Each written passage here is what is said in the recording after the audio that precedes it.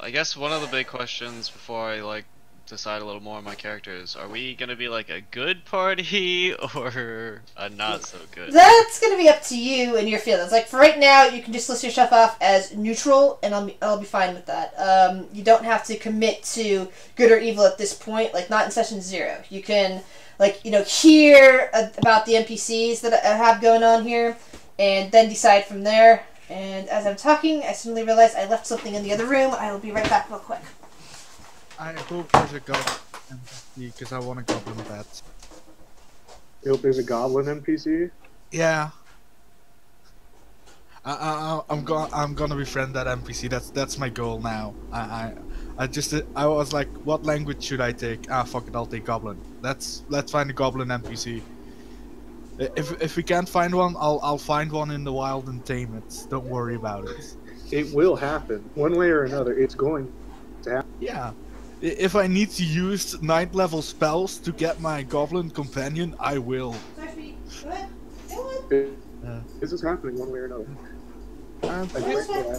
I'm on board. Chris doesn't have a problem with evil characters as long as you aren't particularly evil to the party. Alright, back. And stay within certain boundaries. What about heavily sarcastic? Oh, heavily you can be a dick, that's fine. Everybody loves heavily sarcastic. Being a dick is fine. Yeah, those that have no sense of humor are problematic. But there's a difference between being a dick and being evil, and being truly evil. Unrespectful. Yeah. Yeah. You can play your character sarcastic as hell. I and another character, we have a lot of banter between us two. Like all our characters are rivals. Yeah. Yeah, it's so fun. It's so fun. We both agreed on it is a fun thing. So yeah. I ask him all the time because I'm so worried. Well, in other games you got your characters are friends, even though you did accidentally kill him last out of the Abyss. Oh yeah, I'm not really. I killed him in a game. Accidentally, not my fault. PvP is the single most annoying thing to try and do in D&D. No, see, what happened was that he got struck down with madness. And the madness was attack any creature within visual thing, which I ruled saying creature. It didn't say enemy. It says creature, which means all of your friends and companions are creatures. You're attacking the closest thing at hand. Yeah, and he was way in the back, and he decided to come stand next to me. And you know, push past them through this small, tiny little corridor to get next to him. Being a faint dwarf, I struck at him once, and I accidentally critted. And then he decided to complicate it by pushing him away with a shield that would have been given him attack of opportunity from the monster that was standing right there in front of him. The monster then critted and dragged the body into its mouth. I forgot the monster would get an attack of opportunity. I thought I was pushing him to safety, but And now his sword, now his spirit haunts that piece of flint he was using as a sword. It's great. How do we do stats roll, right? It should be like on, right there on the Charactermancer. Are you guys all familiar with the Charactermancer? Are we what? The Charactermancer, the new way of, putting character sheets together. Well, newish. Oh, cool. How many of you are actually new to Roll20? Let me start with that. I guess that would be me. Alright, so I'm going to go into these character sheets that haven't been used yet and say, use the Charactermancer. Basically, you go into the little thing that looks like a newspaper called the Journal, and you'll find a sheet that's assigned to you. It's like a random name on there. And you'll be able to open it up, and it'll automatically put you into the Charactermancer. Is it Audrav Ify? Yeah, that's the one you see, and that's the one you are. Okay, okay. Because pretty much you only see the one that's assigned to you. Okay. I know some GMs show everybody, but... Yeah, that's a nasty stat roll. That's a nasty stat roll. It wants me to take it, but at the same time I don't want to take it. 18, 18, 8, 8, and a 7. Oh god! Oh, why? Why Roll20? Why? Now, you guys should have access to expended compendiums, they'll give you some good background stuff, so that should help. I accidentally re-rolled. Clear assignment, mean, how many stat lines do we roll? Do we just get the one, or do we get the 3 and then pick one? You can do 3 if you want, and then if you don't need to pick one, you just say put in by hand. There should be a selection bar for that. Yeah. And I'm gonna go with the first one, and I'm just gonna have 3 shit. That's always fun. You know, having some roleplay abilities. Oh my Playing an God. elephant man, that's a druid. I'm playing an elephant man. So we have a druid and a warlock. Yes, sir. What's a fun class that I can play? Because I think we need some tanky dude, right? Well, as I said, they have, unlike other places in Omlaren, they do have allow religious instruction, so a paladin is on the table. Or, You know I don't like paladins. or an Eldritch Knight. You can, because you're going to start at level 3, so you can always play an Eldritch Knight. Yeah. Which is, you know, Yeah. fighter subclass. What? Oh. You can also talk to me about when it comes to Warlock. Unless you have a patron in mind already, like, you know, somebody you already care about, what you can say is, like, give you a list of possible patrons, or we can talk about what sort of things you wish your character can do as a Warlock. Okay.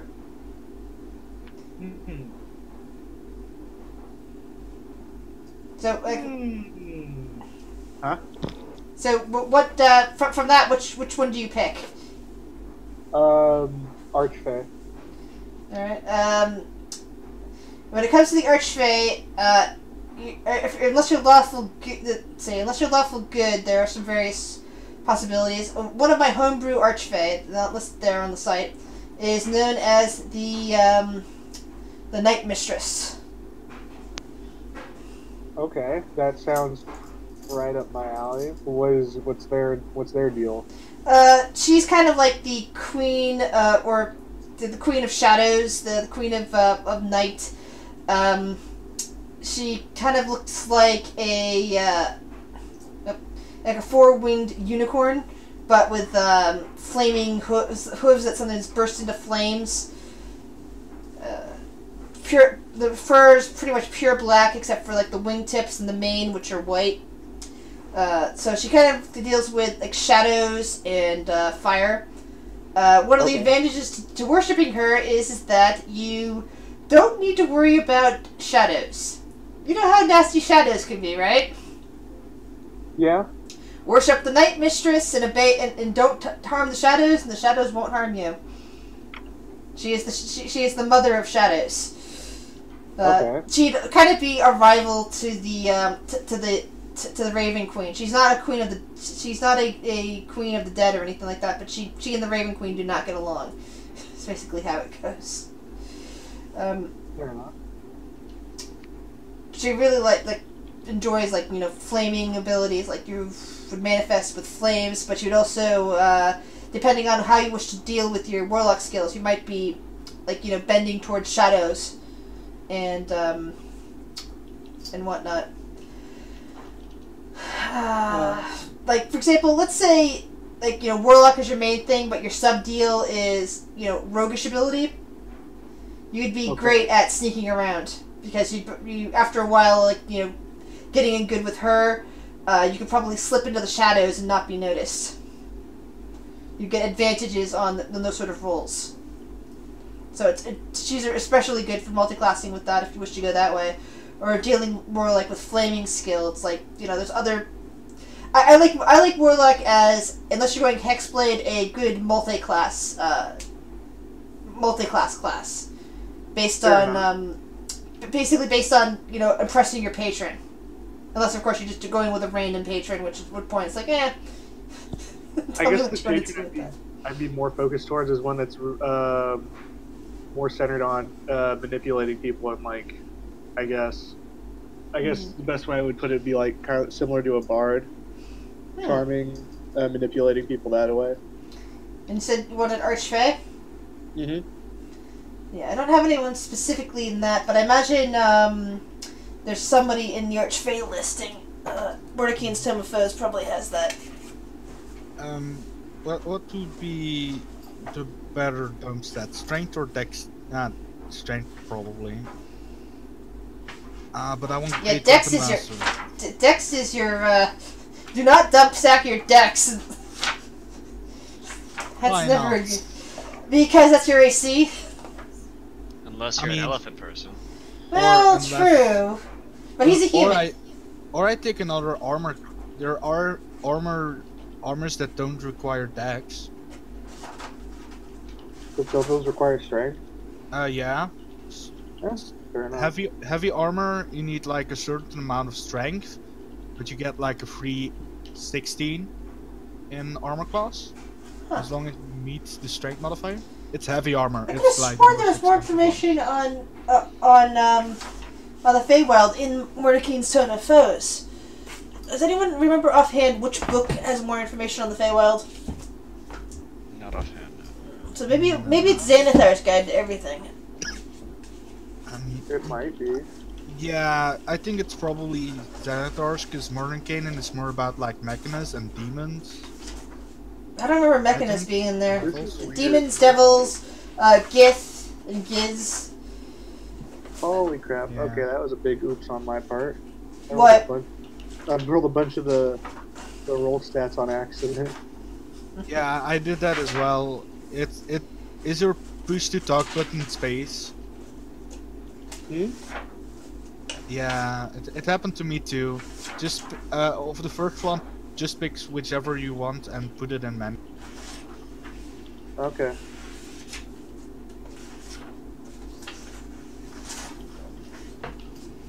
Let's see. Ah, here we are. Otherworldly patrons, Warlock, Celestial, Hexblade,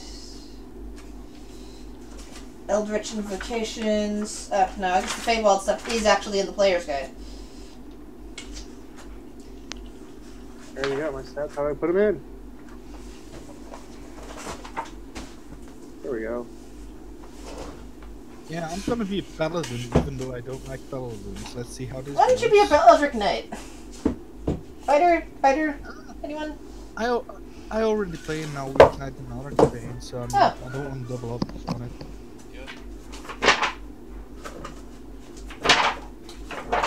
By the way, it's been a long time since I played Paladin. Maybe I just misjudged.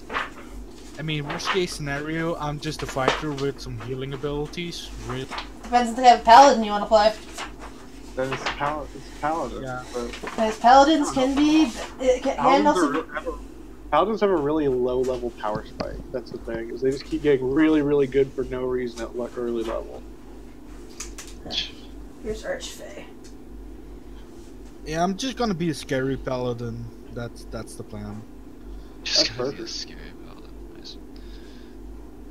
But imagine people like reading this list. The Prince of Fools for the Archfey sounds like somebody that would be a manipulator. That sounds interesting enough to try. Yeah, I don't really know anything about them, but it's something I can learn about every time. I mean, all Fae are manipulative, True. I think. True, all they are, but I mean, he was looking at one for like a bard, and that makes me think a Prince of Fools. You know, a fool is a type of bard. Very true.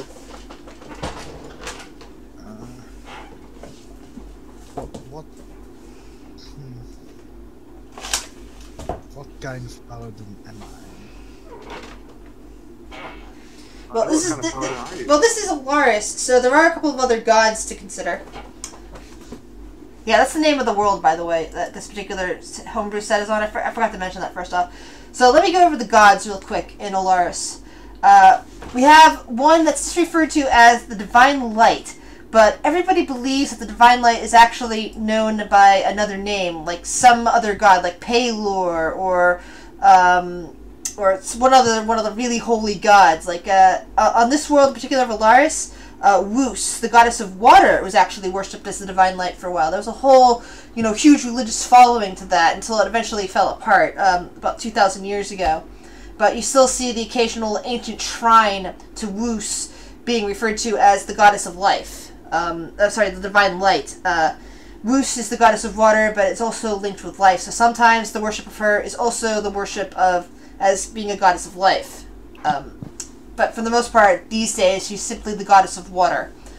And then there's the really nasty goddess named Aum, goddess of nightmares, who promotes madness, is believed to exist on one of the layers of the abyss. In fact, some people think that she is the prime layer of the abyss that all their layers come from, as one of the religious overtones towards her.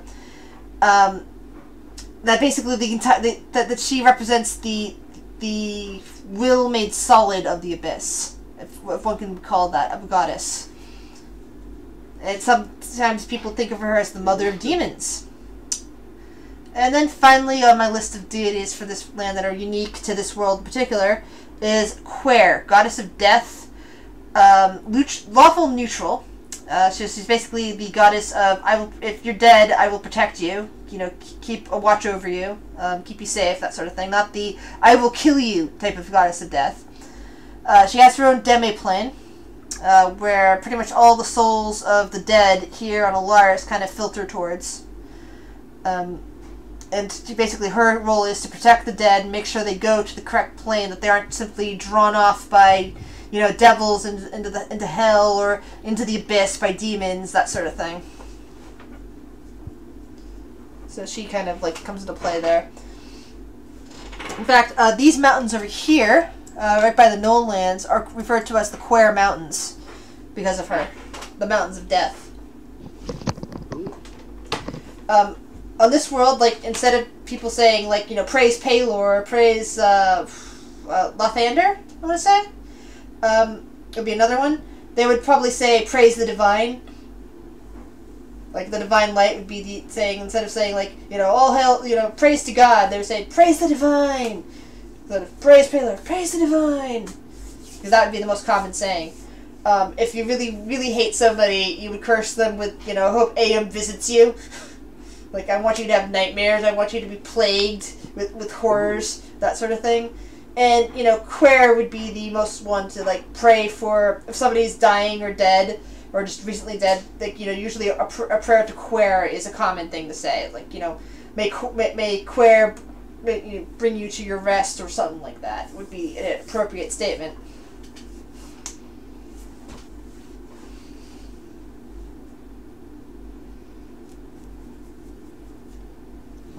I already liked where this character is going.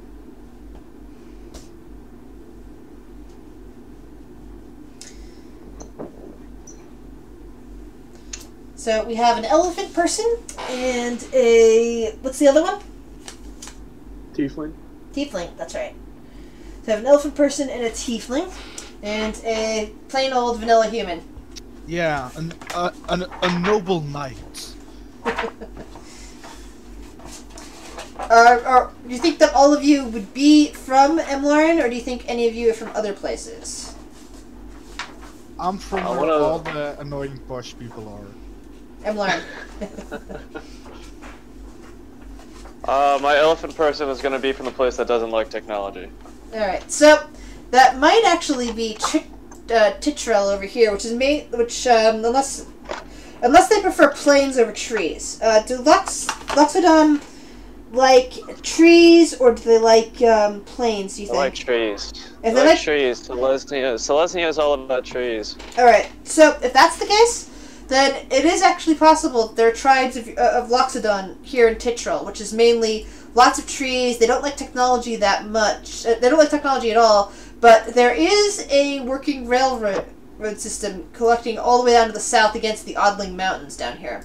So it is very possible that maybe your tribe has wandered, this direction, and that maybe your character has been fascinated by these things. Your tribe, or you in particular, might not care for technology that much, but seeing the railroad and all that might open your mind up to, Oh, who's getting in the car? Yeah, so I've got a... I'm still on Discord. I'm on my phone. Yes to seeing the railroad. I am a young elephant person because it says they mature at the same rate as humans, which means I'd still be like a teenager, but they live to be like 300 to 400 years old or some shit. So, like, I'm pretty abnormal. Like, I'm allowed to be unwise in my young elephant body. And yeah, I have to leave right now because the corporal at the arms room finally got his shit together, and I have to go make sure that he didn't lose any weapons. Alright. So, I mean, I'm still on Discord. I'll still talk about my character. I have pretty much everything lined up. I don't need my computer in front of me. Okay. So then probably at that point then you'd, see that, and you eventually, apply maybe to the school. And because I don't think they'd ever had a Loxodon there before, they'd fascinated and given you a scholarship just to see what might happen with a Loxodon joining the school. Now, I think in that case, as far as my background goes, there's the distant traveler one or whatever, where people are fascinated by you because you're different from everybody else. Yeah. That sounds good. And what about the tiefling then? What's the question about me? Where is your character from, do you think? I'm sure there's a, whatever's the, I guess you'd say, the more sketchy side of town. Whatever place you'd think, sketchy. With technology or without technology, what's the story there? Probably with technology, yeah. Okay. So either you'd be from Lorne itself, or possibly over here in the city-state of Ithan. Now, Ithan, I actually constructed the idea of it before I went through and started reading through the Swords Coast information on various cities, and suddenly realized, wait a second, my city-state of Ithan is a lot like Baldur's Gate. It's got the high city, it's got the low city, and it's got all the surrounding area with the slums and people that can't really get into the city itself, but make up all these areas outside of it. Right. But instead of being on a coast, it's in the middle. It's in a desert that's buttressed by the mountains. Okay, right on. It's a desert surrounded by the mountains. Basically, the history there goes that basically thousands of years ago, there was this thing called the Sundering that happened, and the entire world was basically turned upside down. Continents shifted, races vanished, and other races appeared. Magic misfires everywhere, and this went on for 1,000 years. So basically, there was a post-apocalyptic situation going on, we would see in, I want to say Eberron, and basically Eberron meets Fallout in some ways. Right. Where magic was eventually, so there was warforgers wandering around to try to combat it, except that magical misfires were happening, and so people thought magic was evil for a while, and people were killing people using magic, hunting down dragons, all sorts of horrible stuff. But it leads to things being buried that are fun to dig up and run into tombs for. So it's background flavoring in some ways. But at one point, the Divine basically spoke to a high priest or a high priestess, I forget which. It basically told them that, hey, build these 4 special locations on this side of the world, and the Sundering will stop happening. And so one of these special locations was out in the middle of the nowhere at one point, was built right there in the desert, right by this mountain range. Right. This was something like 5,000 years ago. And the Sundering stopped happening. That was one of 4 locations on this side of the world that occurred with. And so, a high priest had to live there. This was part of a pilgrimage. And so, some dwarves came in and said, oh, look, mountains. Yeah, there's really no food out here, so, it's gonna be hard going, but hey, mountains, cool stuff, we can sell it. Eventually, magic got phased back into style. People wanted to learn how to do magic again, but of course they pretty much destroyed all of their old literature, so they had to basically build magic again from the ground up. It's kind of like, you know, what would happen if all technology suddenly got wiped out and was declared evil in our day and age, and people, you know, wanted, you know, people like 1,000 years from now wanted to build cell phones. Yeah. Yeah, that really isn't going to happen after that, but it might someday down the road. But anyway, so they would slowly start building magic. So they use magic to, like, you know, create water, create food, and eventually, like, a small outpost started building up right near this holy site. And eventually, because of the things that the dwarves were digging up, it's got well-traveled and built up bigger and bigger and bigger, supported by magic and supported by faith. Now, about 1,000 years ago, something happened and the temple kind of collapsed. So, and the source of faith there kind of ceased happening. Nobody's really sure what happened, but the city-state of Ithan was already well-linked there, so nobody really... People, like, you know, cared at the time, but as time went on, nobody really cared about exactly what happened to that temple or why it collapsed. Right. You know, so the religious center there was no longer being used. But, so basically the city kind of built up on bureaucracy, on, like, high areas where people, like, with lots of money, regular areas for, like, tourists, and then, like, you know, people with no money living on the outskirts. A lot like Baldur's Gate in that sense, but it's out in the middle of the freaking desert. And eventually, of course, Emlaren comes along and, you know, makes a deal with Ithan and builds a railroad there. And they build a railroad up through the mountains here to Hellspring and back. So they've got this nice rail loop going around. But Ithan, yeah, Ithan has a lot of sketchy corridors. Pretty much Ithan, like Emlaren, has pretty much any race you can think of living there. And all sorts of different straits, so it's like, if you really want people with, like, you know, like, you know, people with lots of money and people with no money and no prospects, then Ithan is a place to be. Emlaren has, like, you know, very rich and very noble people, but the poor of Emlaren are at least taken care of. Like, they have, you know, they have medical, because vampires, for example, need blood, so they kind of need everybody to be blood donors if possible in Emlaren. Like, you know, you donate, like, you know, a pint of blood a year, you know, a pint of blood every few months, that sort of thing. You know, it takes, or sell it. And so they want people to be healthy, so they gave everybody health insurance, or, you know, the equivalent of health insurance. You know, everybody has health care there. Whereas the people in Ithan, if you have no money, you're not going to get taken care of by anybody. You're just probably going to die on the street. Awesome. Whereas in Emlaren, as I said, in Emlaren, at least the poor are taken care of. Whereas Ithan doesn't care if you die. That's probably where I'm going to be from then. Yeah. So, yeah, Ithan does a lot of that. So Ithan's more likely to have cults to nastiness, even though Emlaren is vampires. Ithan's, like, more likely to have some underground cults that would have, like, you know, that would cause a tiefling like you to exist. Perfect. Because people are poor, can be poor and desperate there. There's a lot of bad stuff going on there. Right.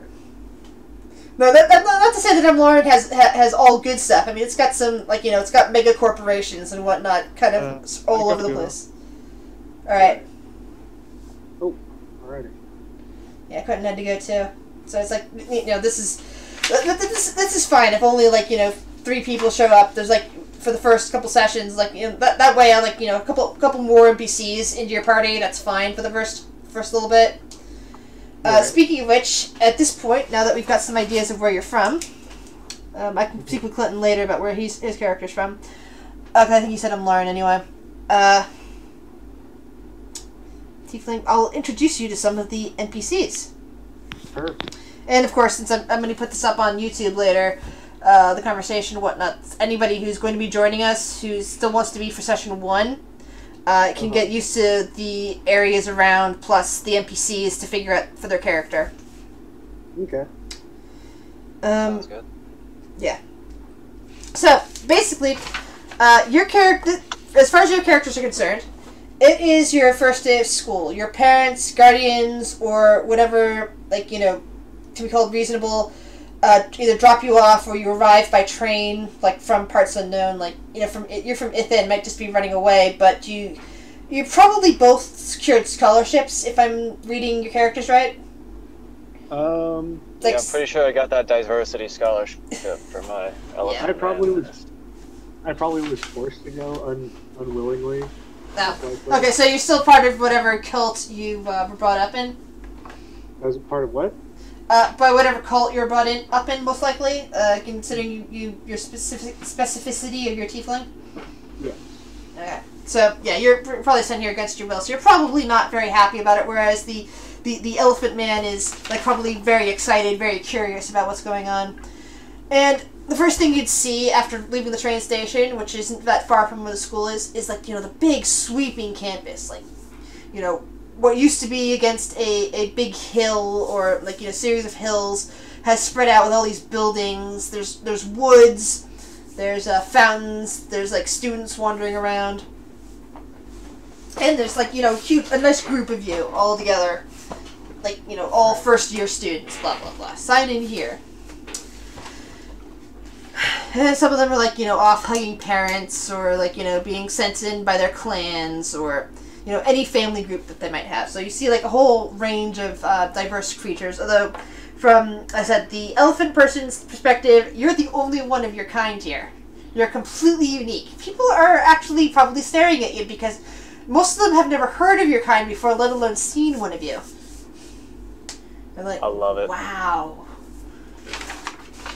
And you're seeing races probably for the first time. So, like, humans you might have seen before. Like, you've probably seen furbogs and centaurs before, since they also live in Titrel. But you probably haven't seen too much of, like, the way of kobolds. So you see the occasional kobold staring at you. If you have ever seen things like goblins or orcs, they've probably been like, oh no, we must attack those, we must defend ourselves against them, sort of thing, instead of, students carrying books, sort of people. Like, to you, you've probably only seen them in more aggressive terms. Okay.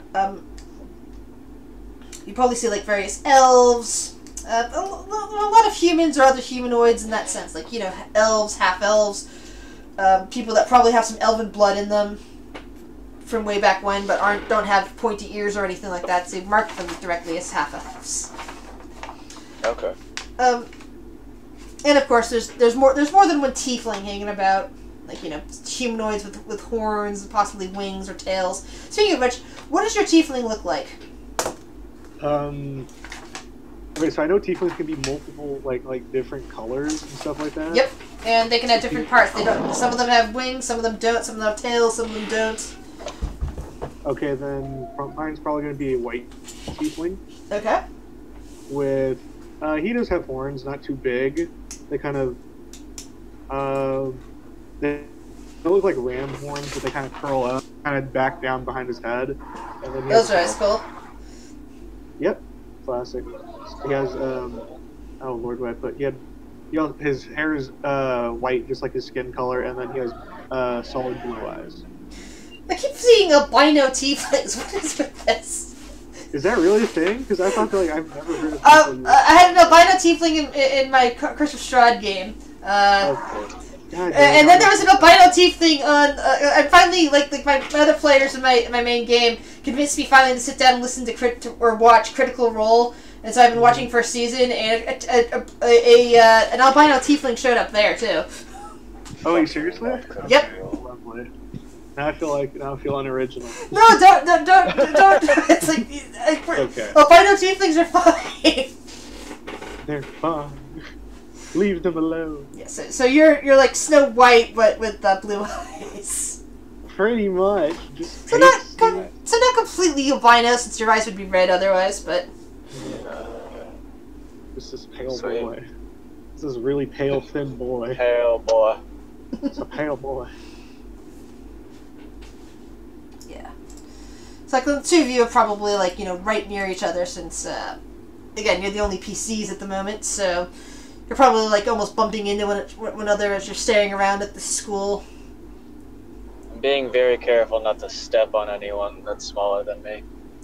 Yeah, like, I imagine the kobolds are very much appreciate that. The kobolds are tiny compared to you. Like, even as a teenager, I'd still be like 6 foot, like 250, so. Yeah. Whereas a kobold might be 2 feet tall, and you're the equivalent of a giant to them. That definitely does sound good. So the big sprawling school. All the new students going into their orientation are being, escorted into the front hall, basically. Inside, you see a bunch of portraits going down into there's like a huge hall, and then it kind of goes all the way back. The general dimensions aren't really important, but basically to give you a general idea of like, have you ever been to a huge school or an old established school with like a huge front room? Right. Yeah. So there's like a lot of portraits around, and you can notice that the plaque dedicating the school is over 1,000 years old. It was dedicated in about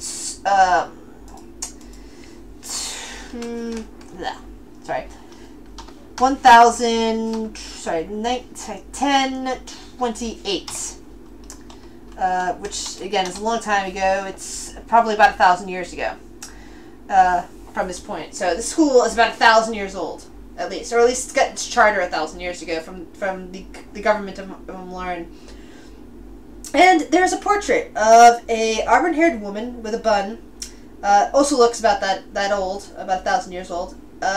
Listing it as first headmistress Andrea Surrier. Spelled... Okay, I'll spell it out.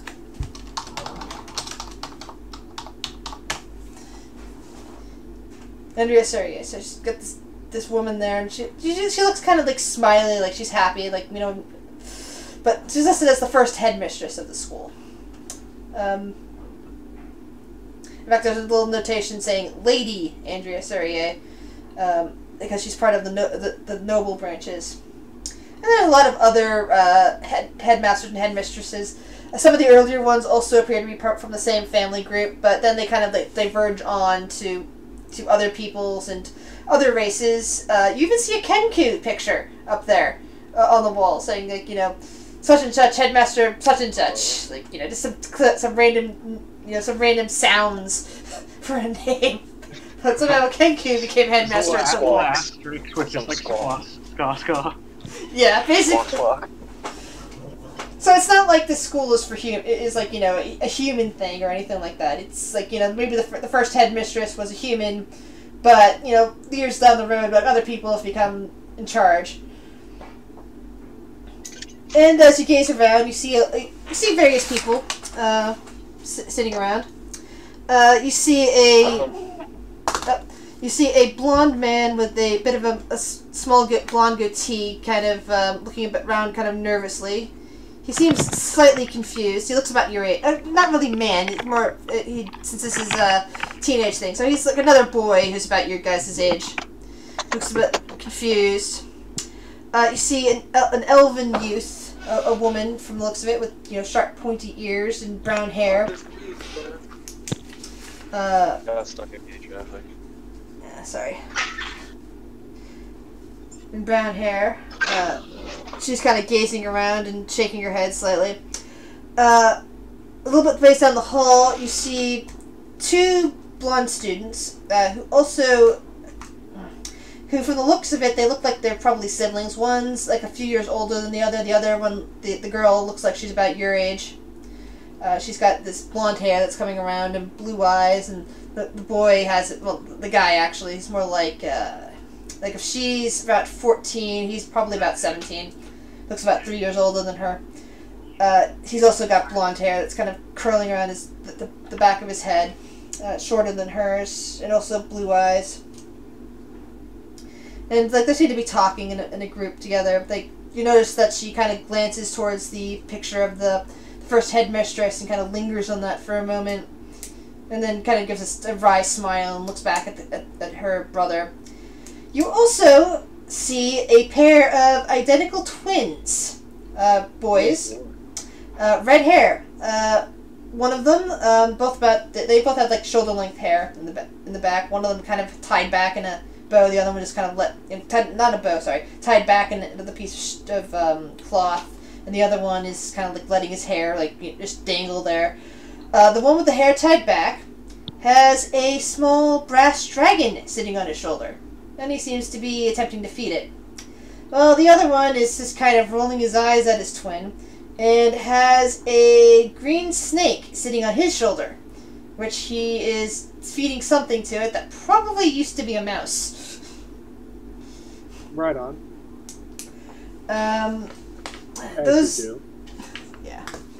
Those are the main group of people that you see kind of milling about, plus, like, other potential players gathered about. But those are the more interesting of the bunch. Do you wish to talk to anybody right now, or just wish to talk to each other?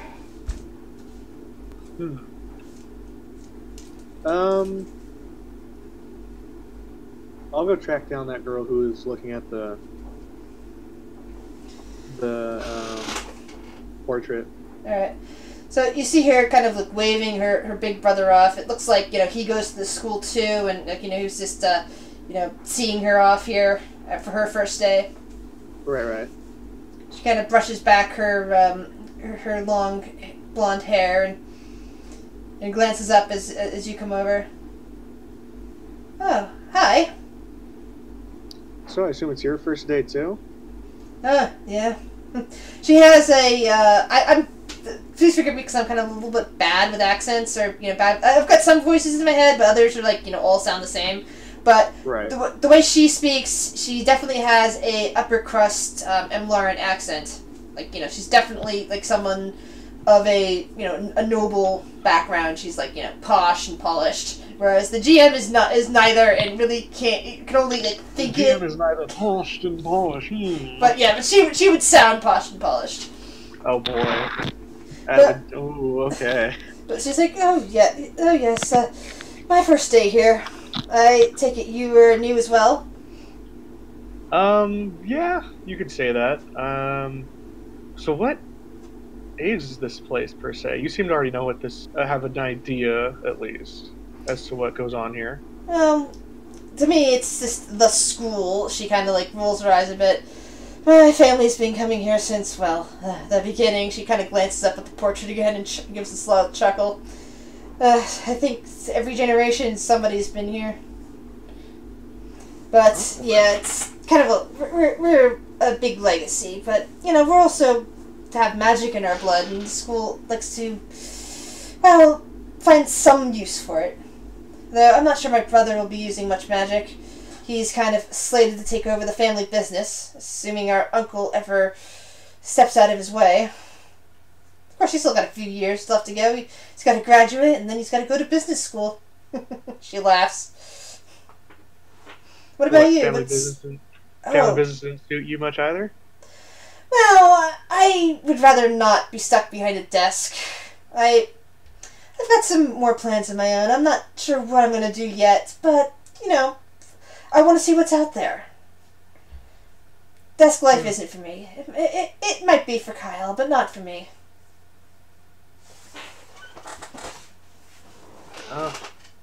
Oh, how rude of me. And she extends a hand. Celeste Surier. Celeste Surier. Is that the same Serie as the first headmistress? Yes. Okay. Yes!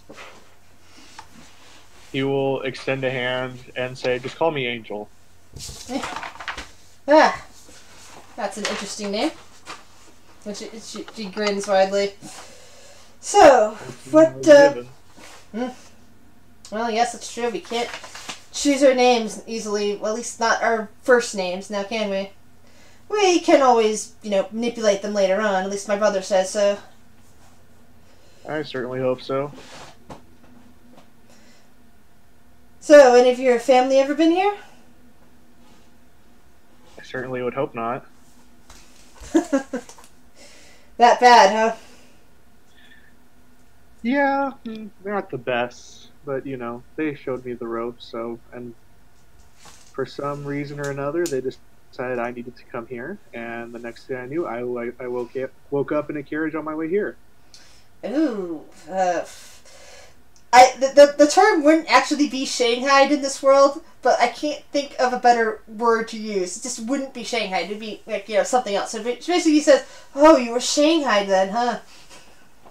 Pretty much. Well, don't worry.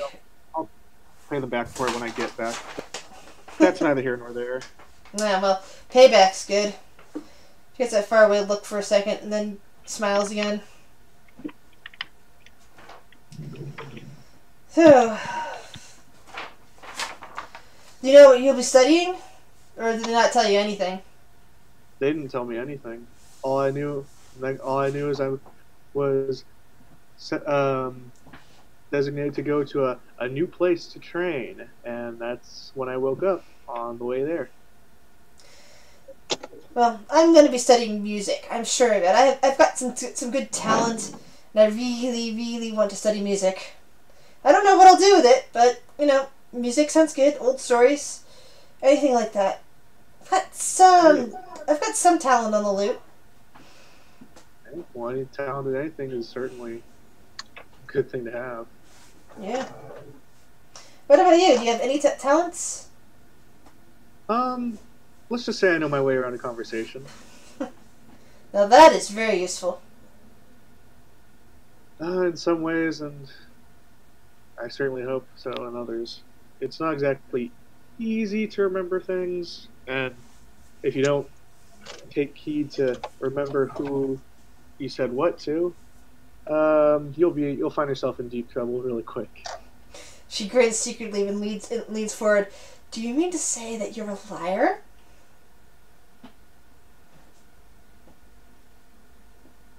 What I mean to say is that I know plenty of ways to make people think things that may or may not be true, and I am at no discretion to tell you what the truth is and what it isn't. She laughs as she tries to cover it to, you know, looking around rapidly, but she still smiles. Like, she's trying not to draw too much attention from the other students to you or their conversation, but at the same time she's not embarrassed by it either. Fair enough. Now that's always a useful skill to have, especially business, as my brother might say. Well, I guess you could say I'm, in a way, that I'm learning a certain type of business. My parents, I guess, kind of sent me away for that, but they're hoping that one day soon I'll be able to take their place, own something, be somebody, and, you know, lead others. That accent, it makes me think Ithan, right? Is that obvious, really? Well, I've got a kind of an ear for it. My brother and I, we've been around a lot. I mean, we're kind of wards of our uncle, but he really doesn't like us underfoot, so he's sent us off to different schools and different places, you know, different times, like summer, like a month here, a month there for certain places. And we've been to Ithan before. We have some of our business or rather, he would like to say he has business dealings there, but really, the company does rightfully belong to my brother. He is the Surrey after all, and our uncle is, well, of a different household. 1 second, the GM would like to make a note. In Larn culture, when you have two noble houses, they don't, like, you know, say, okay, all the children are going to be of this house, or all the children are going to be of that house. Typically, marriage, when it comes to between two noble houses, comes with an agreement, like saying, okay, such and such children, like the first child will be of this house, and the second child will be of that house. Or, like, saying, okay, I want the first child and then the second child of the opposite gender of the first child to be of my house. Blah, blah, blah. And then all the rest of the children can be of your house. Blah, blah, blah. That sort of thing.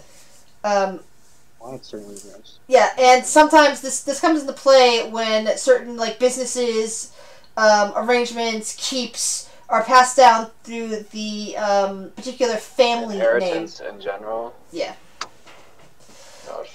Yeah, usually, like, two very wealthy families, like, that's, like, you know, a given. Like, they don't want the wealth to combine into one family. They want to make sure that the wealth stays in two different families, but, you know, the children will be of two parents. And so they have to find out, okay, which child is going to be in which house. So basically what it comes down to is the way she's talking about it is that she and her brother are from one house. Their uncle is from a different house, but it's not like they are like halvesies or anything like that. It's just that the way that their grandparents arranged things. Like their grandparents said, okay, your father, their father, is going to be of one house, and then the next child, the uncle, is a completely different house. Yeah.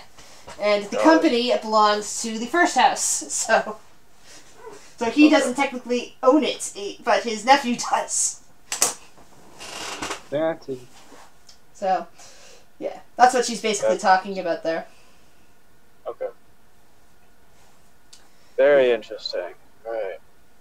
Now, do you have anything like that in Ithan? I know sometimes things can get a little bit dicey between the rich and Ithan as well, or even those that wish that they had riches.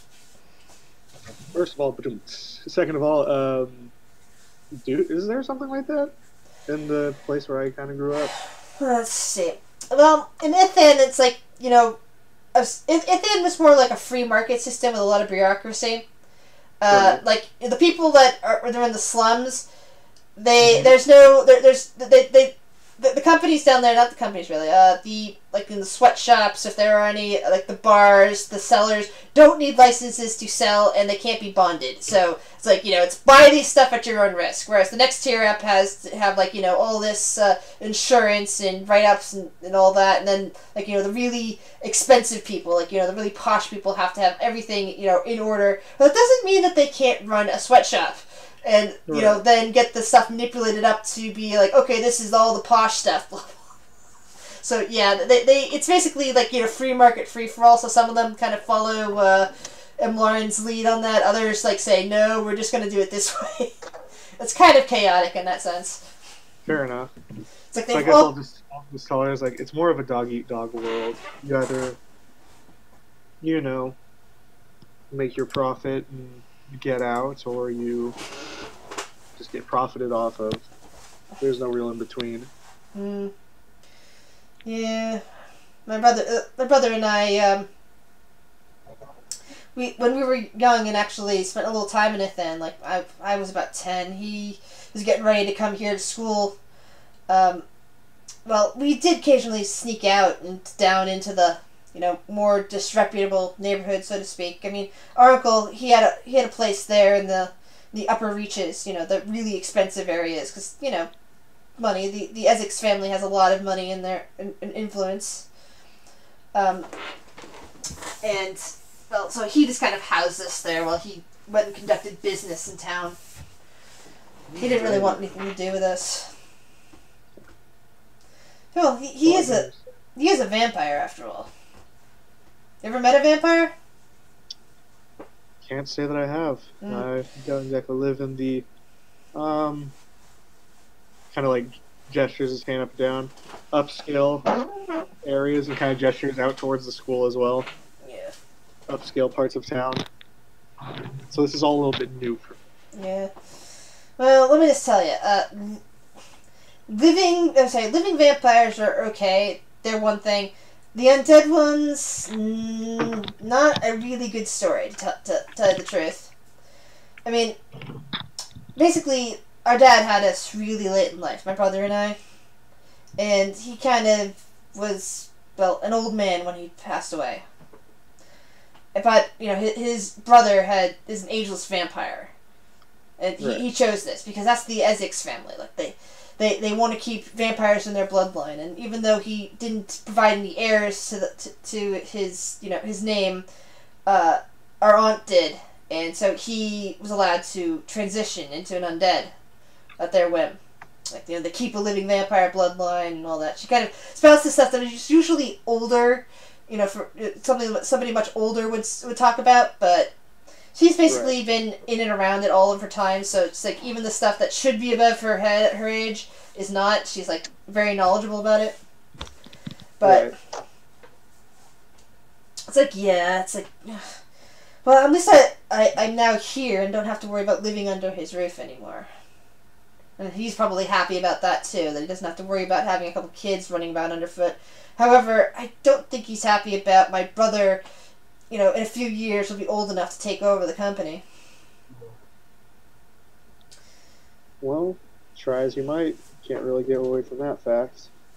Yeah, well, he can't. The courts would say that the company belongs to him, it belongs to Asurier, and if he tried doing something to us, well, the bad stuff might happen to him. Yeah. The Nib would be all over him. She says, "Oh, well, yes, right. You're from Ithan. The Nib. They're the ones that police the rich and the nobles. They make sure that the nobles don't get away with stuff. I don't know if they have that there in Ithan or not. I seem to recall that again you said dog eat dog there, and the rich can pretty much get away with anything they want in Ithan." Oh, that's true. We who live at the bottom do have our ways of staying in their blind side. Yeah. We make do with what we have, and we still find a way to get ahead. So it's more or less a let's just say a contest to see who can notice each other, who can make sure that we don't slip up in each other's eyes. We kind of keep ourselves checked out. Yeah. Keep a balance in a way. When we get too much power, that becomes obvious to them, and then if they step out of line, we're always there to make sure that they don't forget us in one way or another, at least. Yeah, sounds a bit unpredictable. Probably far more interesting than some of the stuff that happens and where I'm from. Well, anyway, we've got a couple of years to go. Things to learn, subjects to study. Right on. I wish you the best, then. Well, I'm sure we'll see each other in class. I mean, there's more than... Right. It's not like it's just, one class or another. There's always the history classes, and instead of the special skills classes. She laughs. Probably be together in a history class. Learn about... I plan on staying here. Oh, you think you're gonna run away? I see no reason in trying to stay here, at least until I see what this place is. Well, there's food to eat and all sorts of other stuff. You hear at the mention of food, he's kind of like, he looks around, he's like, there's food here? Oh, yeah. Is it free? Of course. It's in the scholarship. If you got a scholarship here, your room and board is paid for. He just pauses for a second, he's like, oh. Well, alright then. Come on, I think it's this way. She kind of takes your hand and starts tugging you off in that direction. Right on. Towards the cafeteria. To the cafeteria. And now we have the other guy, the Loxin, if he's available. Mm-hmm. Yeah, I'm not sure if he is. Hello? You still here with us? Not the best and not the worst session 0. Dang it. It was kind of I had everything set up for multiple people to everybody takes an NPC and learns about them and makes friends with the various NPCs over time. Alright.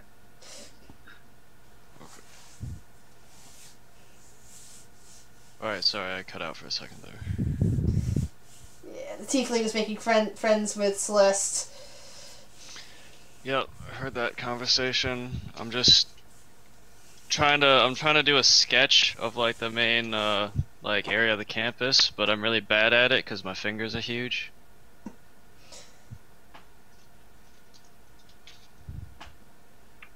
It's okay, not all of us can be artists. Especially not me. I can't draw to save my life. Yeah, I'm terrible at it. Like, I'll have some old pictures and whatnot of various things, but honestly, I'm terrible at it. Probably better than me, but that's...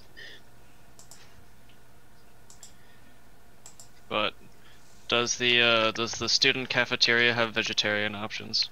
Yes, there would be vegetarian options, along with what's the proper term here? Sanguivore options. Ah. It's like, if any other of you watch the newer show in a similar vein of called Legacies. No, I have not. So. What is that? It's in the same vein as Vampire Diaries and Originals. Neither of which I've actually watched. I just started watching Legacies because it's new on CW, and I watch a lot of stuff on CW, so it kind of caught my attention. But the vampires there are drinking from blood bags all the time. Nice. Just like juice boxes. Yeah, basically, they're all like teenage vampires. Oh, that's awesome. But yeah. Yeah, there are only a handful of vampire students all living at the school at any given time, and usually they have like in this particular school here, much like in that TV show, but this is something I came up with many years ago, long before I think the Vampire Diaries even books possibly even existed. That the vampires have like amulets that keep them protected from sunlight problems. Ooh. So like they're easy to spot with them around their necks, but they have like a sanguivore diet. And of course, the cafeteria is a good place to go after normal orientation, where you're shown to rooms with the big histories for your class, the libraries that are accessible to you. Like there's the main library with like histories and technologies, and then there's like the magical library. There's a training area for magic, another for weapons. Right. There's a good courtyard in the middle that's like isolated from people just wandering on. This for the students, with like a waterfall and a fountain and many cool plants. A very calming and peaceful area. But people do come in and play music and wander around and hang out. But there's all sorts of training rooms, all sorts of different types of weapons that people can learn to use. Being in Lauren, there's even a small gun range. But since guns don't enchant well, it's unlike bows. Bows are really easy to enchant comparatively. Apparently, the magic takes better to wood. Right. Guns and bullets, while very useful for causing massive damage, is difficult to find and make outside of Imlarin and Hellspring and Ithan. So traveling long term, guns are not a good weapon to go with, and especially if you're wanting to use magic. Guns and magic don't... It's you can't enchant a bullet, really. You can't enchant a gun like you can a bow, for example. So if you wanted to keep it as kind of a one-off weapon, if they got too close to you or something like that, you keep... spell slots. Yeah. I'm just because he's got a gun! Yeah, a gun's useful for that sort of thing. It is not useful for long-term exploring dungeons sort of thing. Fair enough. Gotcha. No dungeon crawling with the guns. No long-term dungeon crawling with the guns. Yeah, at least not that. At least not the standard issue Imlarin type guns, which are pretty much just you might occasionally find bullets and ammo if you're around Imlarin and stuff, but you're probably not going to find them in a dungeon. Whereas you might find arrows and crossbow bolts in those. And again, arrows and crossbow bolts are much easier to get enchants on, or use in conjunction with a spell. Fair enough. But still, sometimes people like guns. So, guns are around to train with. Guns! Get the gun. So it's all sorts of magical theory classes and, other type classes, things that are preparatory work for university. Some people will be heading off after graduating for 4 years, maybe head off to the academy if they're sponsored for it, or if they have noble connections, where they might become the NIB, which was mentioned before, which are the equivalent to the FBI. Ooh, but they also like handle noble affairs. But they're also the FBI. They would handle like terrorism. They'd handle kidnappings or prisoner transfers. There's no like marshal service. There's instead the FBI sort of equivalent to the FBI handles all of that. Right on. And let's see what else sort of classes. Magical theories like people like wanting to go to the university where they might study like anything from like technology that's like some sort of like I want to build a spaceship sort of thing, or like I want to build a rocket that can get me to one of the moon. Oh yeah, that's the other thing I forgot to mention in the opening. Olaris is a large planet, and it has 2 moons above it. One. General details. Let me bring that page up. Okay. 2 moons. Grizzle, which is the closer one. It's small and red, and occasionally looks brilliant white when the sun hits it in the correct way. Like how sometimes there's a blood moon on Earth. This would be the equivalent of like a bright moon is what they would, because that moon is always red. So a bright moon would be something different. There's also a secondary moon that's a bit further out that actually rotates, like how our moon is tidally locked and all that. This one further out actually rotates after a while, so you can actually see different circumstances of it because it's got its own heavy enough gravity, but it's far enough out that it's not destroying atmospheres. I'm a big science fiction fan, so what can I say? They don't understand that that's the reason why this thing is going like this on the planet. They just know that there's 2 moons. Right on. The second one is called Tethlal. It's green and blue and also looks pretty big, but it's far away. Gotcha. Sorry, I just got around to rolling for stats. That's okay. How do I do this? You can roll again. At the 2 8s is always a bad stat roll. Okay. Yeah, you can continue to, you can roll a couple times to see if there's anything you like, but then you just like pretty much want to keep what you find. Okay, I'll just roll one more time and I'll pick from the first 3 or whatever. Yeah. Yeah, and if you want, you can, I think there's a section that says like do this manually, and then you go with the manually write down which stats from the second one if you want. Okay. Yeah. Because the second one looks like the best of those 3. Yeah, I'll take that. But anyway, there's like again 2 moons up there. The red one seems to be tidally locked. They always see the same face, whereas the blue-green one's further away, but it's larger still than the red one, but it's so much further away that it is a really big moon. But it rotates, so it's not tidally locked. But that's like, again, those are sort of things that the people in the world don't, even in Umlaran, don't quite necessarily know the concept of. At least not the average citizen would know that. But there are people in the university, for example, that would study that sort of thing. And the conclusion is, from those studyings, that it's believed there's life on the blue-green planet, on the blue-green moon of Tethlal. It's just far away. Yeah, so the university, there's a college of magic that people from this prestigious school here can easily get into. It's like, you graduate from this school and you get your pick of like, the academy, the university, or the college of magic if that's what you want. Because it's like, all the graduates are prepared for these higher educational platforms along Umlaran, even if you're foreign born. So the College of Magic is fairly self-explanatory. University might have some magical theory, but it pairs it with physics and pairs it with other stuff. Whereas the College of Magic would has a lot of magic. It also is one of the schools that allows for certification in religious artifacts. So you got your paladins and your clerics, which are still needed. Like you definitely need them at the Nib level. Because they're the only things that can control an undead who's off killing people, for example.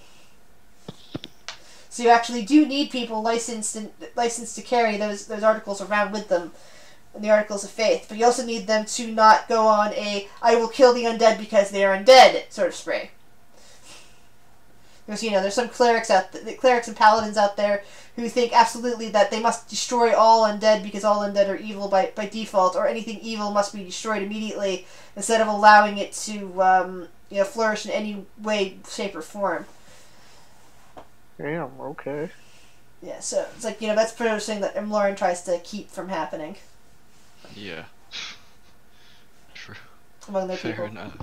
But you always run into the occasional paladin out there that's still like that. They're not allowed in Umbar, and it's like, you're banned from our borders. Go away. Yeah. But anyway, let's see what's the next one.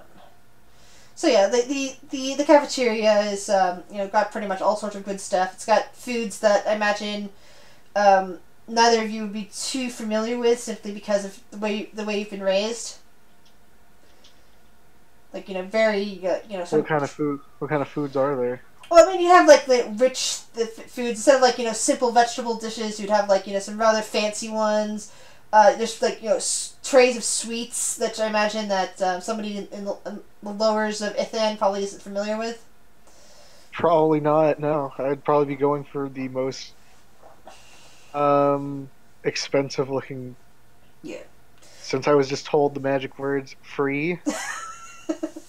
But of course, Celeste is going to help you out there with that. He'd probably be like taking like whatever shirt and or jacket he's wearing and just like putting food in it and like tying it up in a bag. You do get a few stares from this, however, apparently no one's coming over to stop you. Yeah, that's fine, he doesn't care. But it's like, Celeste is chuckling slightly. You would notice at this point that the twins that you saw earlier, the red-headed twins, also appear to be, like, filling up their plates and whatnot with as much food as they can get, and heading down to a table. One of them is, again, trying to feed his little wormling that's on his shoulder, and the other one is just, like, kind of, like, got the snake kind of wrapped around him, kind of like almost like a loose necktie, and is busy chowing down. That's great. I am definitely gonna be at my own table with at least 3 plates full of salad. Just eating away, trying to take everything in, because I've never seen technology before in my life. Except for the train that I took to get here.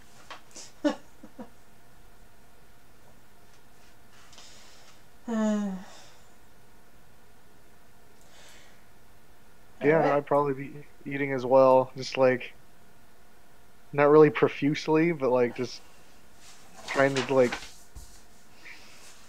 For anyone who's ever seen the movie Get Hard with freaking Will Ferrell and Kevin Hart, just like arms almost over the plate, like. I've heard, and I like both of those guys, so I probably should watch it at some point.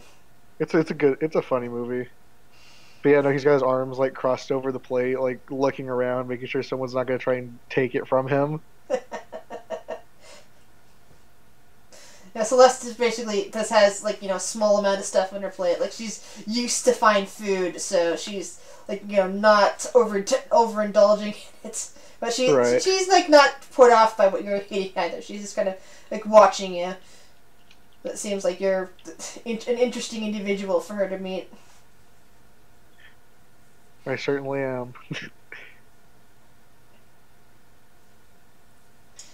Yeah, the only other person that looks very confused at what's going on around here is the other blonde guy with the goatee. He's just kind of looking around. He seems familiar enough with the fancier looking foods, but it's like other stuff is like throwing him for like utter confusion. He keeps staring at the various oddities around. Like he's staring at you, the tiefling, and he's staring at you, the elephant guy. And just kind of like looking bewildered in that sense. Like he's never really seen very odd looking beings before. And he's like also kind of like sitting down by himself. Right on. Is it like really, really obvious he's doing? Yeah, he looks a bit confused. He looks a bit what?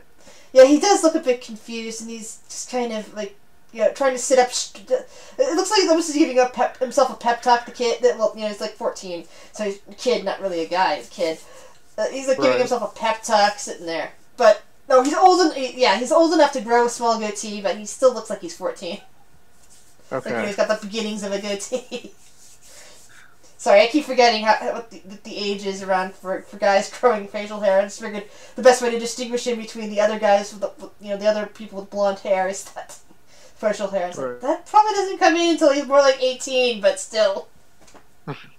Because I had to work backwards from the characters at the younger the graduation age and go, okay, here's what they look like at this age.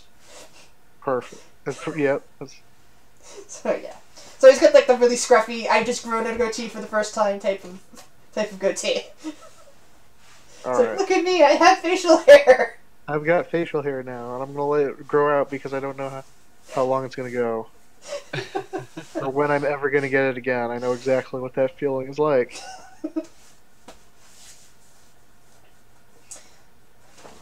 Well, he's definitely obviously like not used to either lots of crowds of people or more likely odd-looking individuals. Like he's from a more human or humanoid-centric location. Alright.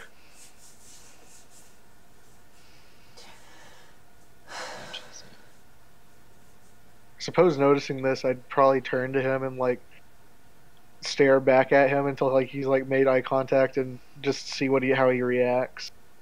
Like if he tries to like avoid eye contact, or if he like it's like his first instinct is avoid eye contact, but then it's like he's forcing himself to look directly at you, as if, okay, I have to overcome my instinct and do this. It is important for me to overcome, that sort of thing. He's now staring right back at you, making eye contact. Like he just wanted to look away, but he can't. Okay, Angel will now proceed to grab an item of food that is clearly meant to be eaten with like with silverware. Take a bite out of it, and then just say to him, which is making him grimace slightly, but you actually hear a laugh, or a small chuckle that's starting to express itself, becoming a laugh from Celeste across from you. It's like, what exactly are you doing, Angel? She asks. I'm eating. This person over here is like staring at me. So acts like he's never seen a tiefling before. Well, maybe he hasn't. He may not be used to such things. We got some weird people around here. Like from nations I've never heard of. I'm not even sure where I could find them on a map, but occasionally people do come here. Well, I'm glad to see I'm not the only oddball in here. Well, I mean, it's not like there aren't other tieflings around. Although you are the only white tiefling I've seen. Well, as long as there's something unique about me, I'm not just like everybody else. The most unique person would be them, and she points over towards the elephant man. Still just eating away at my salad, just chomping on the salad. Chomping on the salad. A couple times, like, cause I'm like not familiar with the table, I like lean in too far and I just like jut a tusk against the table, and I have to like back up a little bit and readjust. I'm like looking around, I'm trying to use my hands instead of my trunk because I don't know if it's like polite or not. Well, since you don't see others of your kind, it's like, it's nobody else has a trunk to compare this to. Exactly. So all I see is everyone else is using their hands, so I'm trying to use my hands, and I don't. This is weird. I'm not very good at it. This is where I normally say do a dexterity roll, but since you're still working on your character sheet, that's not a thing. But yes, like she's like basically pointing you out for that, saying that you're unique. This one is the unique one here. Never seen anyone of that kind before. I'm not even sure what kind that is. I want to say Loxodon. She kind of does a question mark sort of thing at the end there. Have you ever seen one? Can't say that I have. Be really obvious, really easy to steal from. Really easy to pick out of a crowd. I don't think you'd make it very far where I live. Yes. So, you're a thief then? She asks more quietly, though, trying not to attract attention from other tables. Wait, what did she ask? So, she asks if you're a thief then. Very direct, but also trying to be very quiet so that only you can hear her. When the time presents itself. I mean, I'm not gonna. I always have money on me, but in the times that I don't, I've been known to coerce money from people. I just say I'm very persuasive with it. Well, persuasion and manipulation are two very good traits. Don't let other people say otherwise. Oh, I don't plan to. Smirks. I'm sure there'll be teachers who say I'm sure there'll be teachers who will try to say otherwise. I'll just have to persuade them persuade them to think differently. Yes, indeed. Is that guy still staring at me, by the way? He's finally looked away. Okay, good.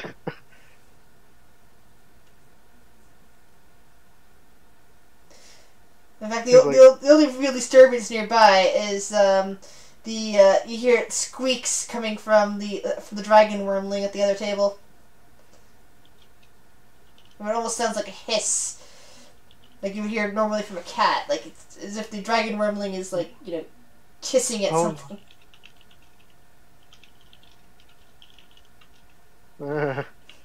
So you notice that Celeste is gazing over at their table and seems to be chuckling about something. Like, whose cat is that? Because like, I look at the warbling, I was like, that's a weird looking cat. I believe it's a brass dragon, she says. Very rare to see another student have one.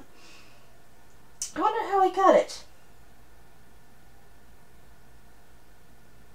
Well, probably with a lot of either money or... Yeah, probably just, I think that'd do it. She kind of, like, narrows her eyes a bit and says, no. In fact, I think I know who that is.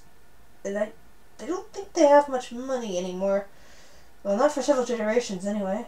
And she gets herself up from the table and goes over to chat for a moment with the guy. Do you get up too, or do you stay eating? I'll follow. Right.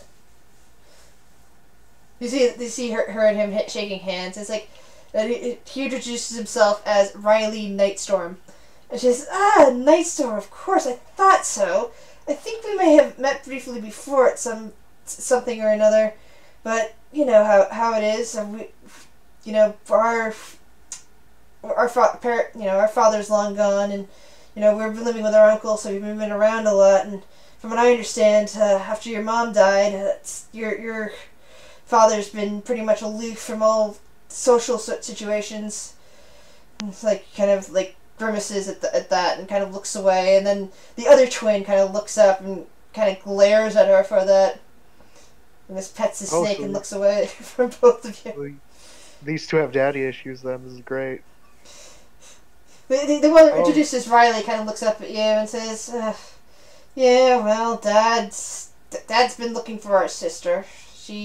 After our mom was killed, she was kidnapped. So, he was... Yeah, we don't really want to talk about it, and you can see that the other twin is like hunching very uncomfortably.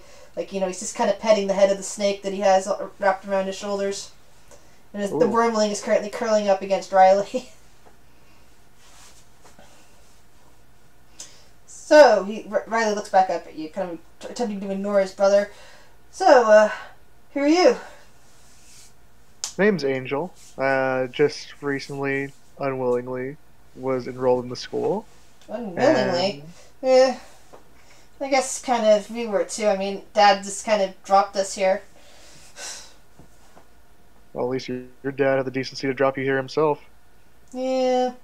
Well, it's not like really either of us know him that much. I mean, he's only been around occasionally. He keeps saying he's looking for our sister. That's been about 10 years now. Again, his brother's hunching uncomfortably next to him. Forgive my brother. I'm the more talkative of us. He smiles. I try to keep more of a positive attitude. My brother Reno here, he's very gloomy. That's all right. It's not easy to talk about personal things, but I'm always here to listen. Yeah. The dragon wormling kind of curls back up on Riley's shoulder and seems to be purring. So, So you were just kind of dropped off here, but as well not wanting to be here, just kind of locked away in a carriage, you said? Yeah, no, that's how I got here. One day, parents talked to me about going to a new place to train, and the next day I wake up in a and yeah, and here I am. It happens. Don't let all the rest of the scholarship kids fool you. A lot of the times, noble parents are just kind of dropping their kids off, or anybody with connections. Anytime anybody earns a scholarship, their parents are just willing to ship them off here. Not that it's a bad thing, mind you, he says, but still. No, this place certainly has its perks. I don't know.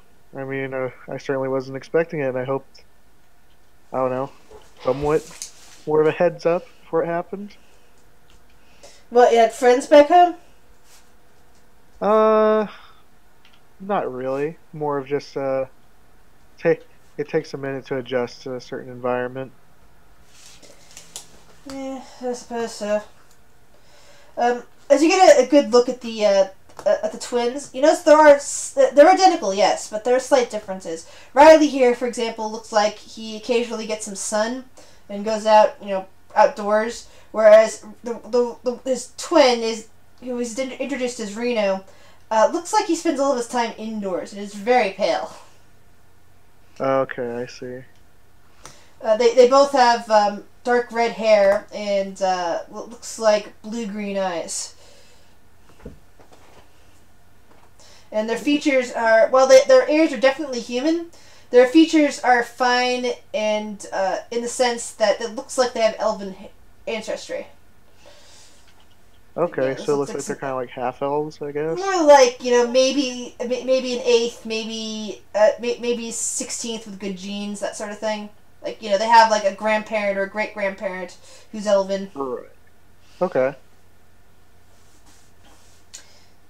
And but the genes, some of the gene features just kind of carry on, but like none of the sharp ears or anything really good stat wise. Just like human stats.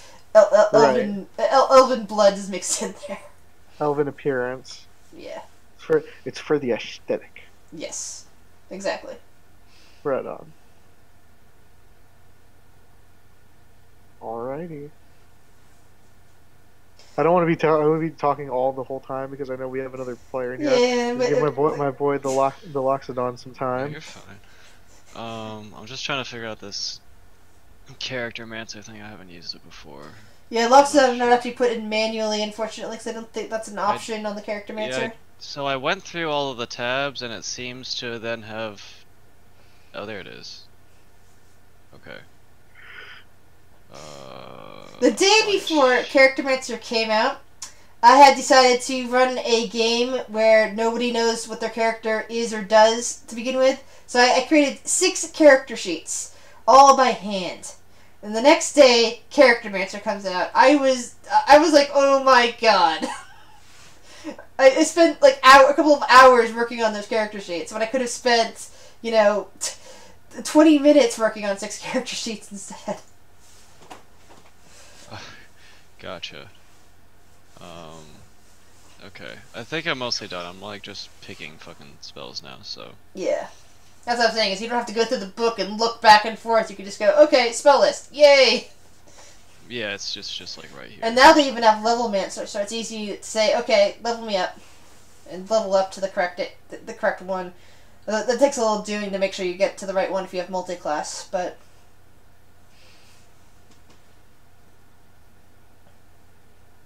Gotcha.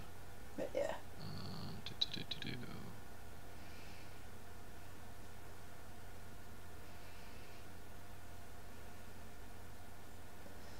Yeah, I'm trying to think if any of the NPCs would actually come and want to sit down with you after you've clearly shown that you want to be alone over there.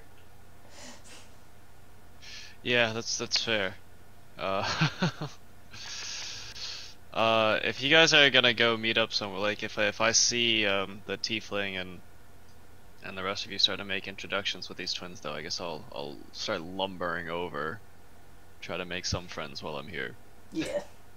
So you got the twins, you got the legacy girl, you know, meaning that she, you know, her ancestor built this place. You got the awkward blonde scraggy goatee guy. There's an elven woman. There's a couple more, but I'm forgetting what they look like right now. So it's like, you know, they'll show up if you guys are interested in seeing more of them. But since there's only like the two of you here right now, I figured I wouldn't completely overwhelm you with NPC options, just with the main couple that I happen to like or have sheets already made for. Fair enough.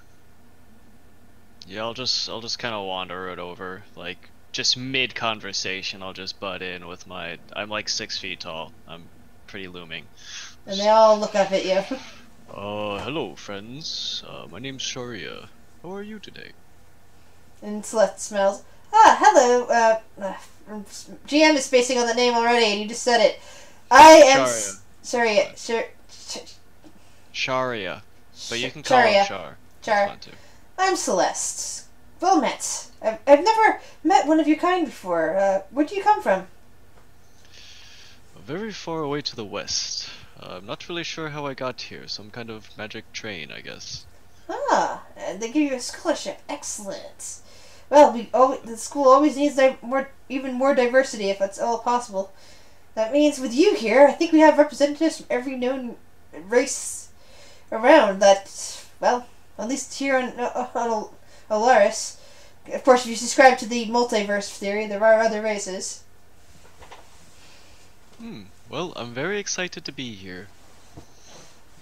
And Riley kind of lifts up a hand and says, "Hi, Riley Nightstrom. Pleased to meet you." I'm gonna shake her hand with my trunk. Celeste smiles at that, and Riley still continues to hold out his hand after Celeste finishes shaking your trunk. "Wow, that thing's neat," she says. In fact, I'll shake everybody's hand with my trunk. The only one that seems to be ignoring you because he's kind of scrunched up to himself, and the snake is kind of like hissing it, making a slightly hissing noise as well, is one called Reno. He's just kind of like grunting and trying to eat his food. But Riley seems to be happy. Little one. Too many people, he grumbles. Oh my god! This boy. They're identical twins, but they're kind of like opposite personalities. Opposites? Yeah. That's usually how it goes. They look completely identical now, but, you know, over time, they're each gonna grow into themselves. Different haircuts, different things, and they each have a different pet. Or, well, you know, he has a pet, the other one has a companion. Because, you know, Brash Dragon technically is not a pet, it's a companion. They're sentient. But, yeah. So, like, you know, Reno just kind of tries to ignore you, grumbling that he doesn't like being around people that much. Riley kind of laughs and says, that's always been his problem. He's not really much of a people person. He wants to hold up and do his own thing. So, where do you come from, Char? Celeste puts in. You said west. Does it have a name? Oh, yeah, sorry. I'm from... It is, I'm looking at the map right now. Titrel. Yeah, it is Titrel. Oh, I've never been there, but I've heard of it. It's, you know, vast forest lands, mainly fur bogs and some centaurs. I guess your people live there too. I'm sorry, I guess I didn't realize. Maybe that's something I'll learn in some of my classes, and with you here too. Yes, it's quite alright. We're a pretty small community. At least the one I'm from. Yeah, whereas you didn't find, well, human, I guess you can call me, around. There's many out there who still don't think that my mother's my mother. I mean, my brother and I don't look anything like our mom. Really? And what does your mom look like? Okay, first off, Celeste looks like she's perfectly human. She's got, you know, round ears, she's got, like, you know, slightly chubby cheeks, that sort of thing. You know, really lovely human girl, blonde hair, blue eyes. And she says, well, she then, like, you know, pulls up her smartphone, which neither of you would probably have ever seen before. Although I imagine Angel might have seen one once. It's unlikely Char has ever... What? I might have seen what? A smartphone. Oh, no. You might have seen one, like, some tourist wandering around with it. But Char would have never seen one of these. It's like, a magic little box. And she pulls up a photograph. And on it, you see a blonde man who looks a lot like, Celeste looks like she's definitely her father. He's like, blonde, goatee, well, it's more like, white hair at this point, but it's kind of like whitish blonde and, faded blue eyes, glasses, lab coat, that sort of stuff. And next to him is an ageless woman with flawless ebony skin, really tall ears, and completely white hair. She looks like what you would think a drow might look like, except the most beautiful drow you would have ever seen. And she's got this weird star pattern on her forehead that's also white in color. Oh, wow. That was our mother. That she kind of vanished the day our dad died. Most people don't think she is our mother because we don't look anything like her, but... Oh, and her eyes are red. The woman in the picture. Her eyes are this, like, deep red in color. Oh, wow. But yeah. She basically, you look like Celeste, you look at the pictures, like, there's no friggin' way this woman could be her biological mother. But here, this girl is insisting that she is. Yeah. Yeah, nobody really believes when they look at this picture that that's our mom. But that was our mom. Well, I mean, looks can be deceiving. Yeah. Well, I say they can't. I've seen crazier things happen. Yeah. Well, there's a lot of stories. I mean, most think that, when she and my dad, well, okay. So she then kind of leans forward and says, I can trust you guys, right? And, like, Riley leans forward and, she looks over at Angel and looks at Char. Angel looks side to side, is like, yeah. See, I know Riley knows this, because now that I recognize who he is, she kind of grimaces. Well, Aki Nightstorm, their dad, like, you see at this point Reno's even looking up and looking interested and he's like grumbling about something, and Riley's kind of nodding. Many years ago, he and my dad, David Zurier, they were on this mission, and they were going into the Shadowfell, and somehow they ended up in the Feywild. When my dad came back, our mother was with him. So, we think, my brother and I think, though most people laugh at this for some reason, think that our mom's actually one of the Fae. She might look like a drow, and that's what we think that led to, a lot of people think that our dad married a drow to stop the drow incursions, but we think our mom's actually a Fae. My brother and I, we both have magical opportunities, but I mean, we're human as far as we can tell, but we swear, she's a Fae. An actual Fae. Huh. That would be really cool. Yeah. And Riley kind of like sighs and nods slightly. Yeah, I remember now the stories. Dad doesn't speak of it much. Says that he spent some time in the Feywild. Spent some time in the Shadowfell. Spent some time all over the place working for people. Eventually, sounds like your dad gets around. And there's this look on Riley's face. He goes, yeah, Dad gets around. What? I'm just saying. Even with the lifted eyebrows, on a 13 to 14-year-old boy, it's like, wait, he kind of knows what's going on there. Yeah, our mom died 10 years ago.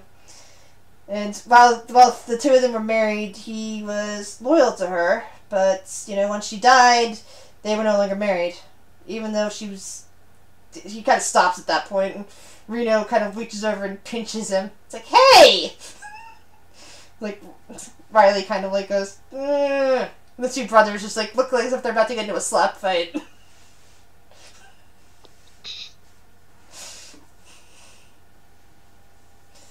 And then you hear, Celeste leans over and tries to whisper towards Angel and pull up the side of the Elephant Man's ear to whisper, so out of range from Riley and Reno.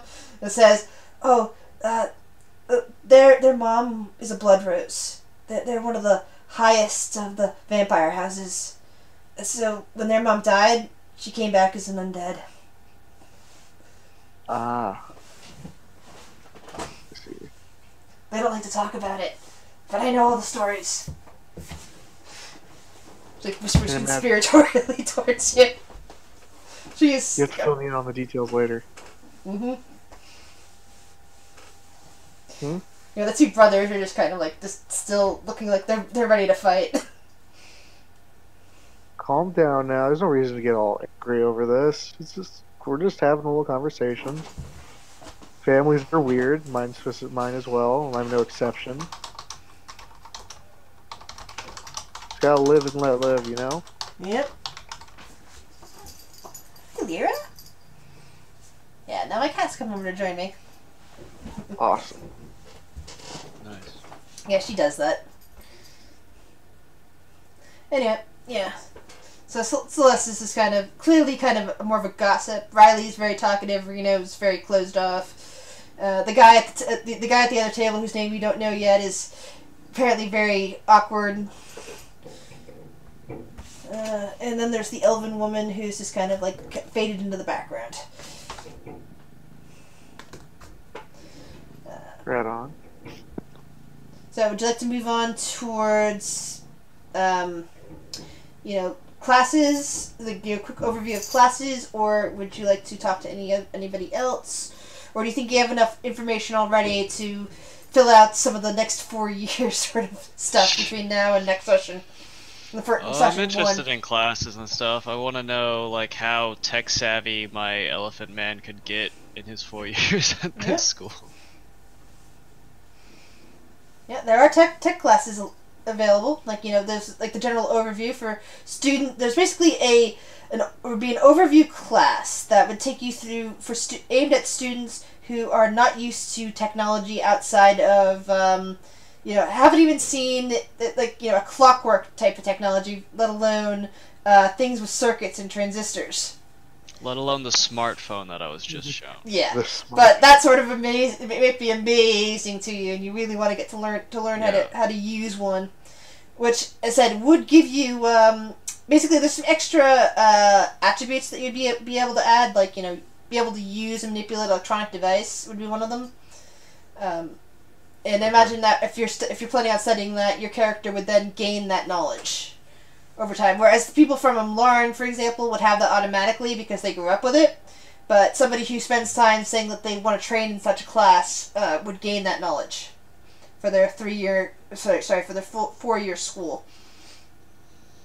Yeah, I would definitely want to study the tech as an elephant.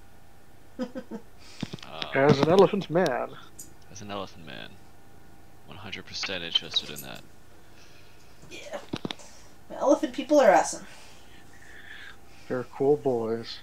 I'm trying to think of what other high school level things my character would be interested in. A lot of them would be you got your history class, where you learn about. Okay, let me pull up my timeline so I can take you through basically what the general history of Meeg and Amlarn would be.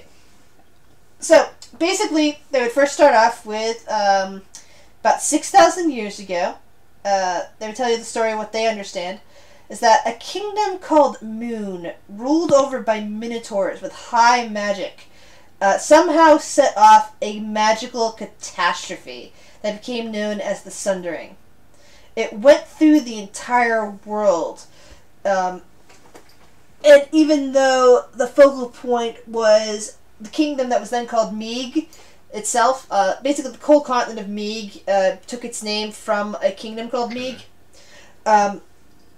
Which was ruled over by these dragon folk, not to be confused with Dragonborn, who may or may not have wings, may or may not have tails. Dragon folk, also known as minor dragon folk, had both tails and wings. They were essentially smaller, more humanoid versions, not exactly humanoid versions of dragons, but more human-sized versions of dragons with manipulative front paws that, lots of, they live together in communities and probably live a couple hundred years.